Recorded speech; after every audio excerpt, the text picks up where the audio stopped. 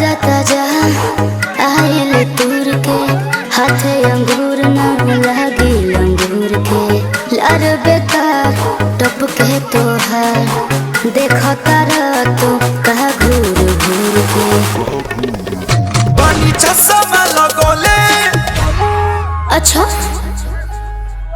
पानी चश्मा लगोले दूरबीन जइसन हारमोनिया बजावतानी बीन जइसन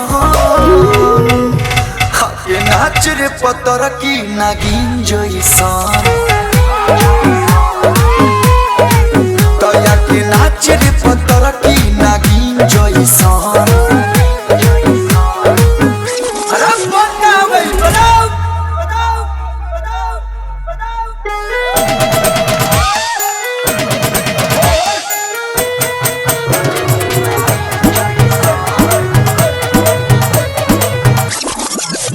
सजिला जब हम ऊपर नीचे सारा जमाना चले पीछे पीछे कहिला फिर से दूर शरीर से लगेला कहे बाहें घींचे घींचे अरे बोलो हाय तबला आवाज क्या आज तबला आवाज करे तीन जइसन हाय ताल पर तू धिनक धिनक दिन धीन जइसन हाया के नाच रे पतर की नगिन जइसन नाच हाया के नाच रे पतर की नगिन जइसन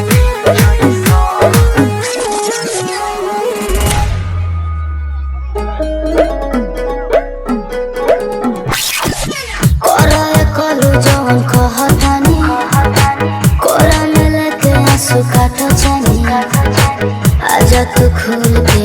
मजा ला खोल के पूरा बदन भर पानी पानी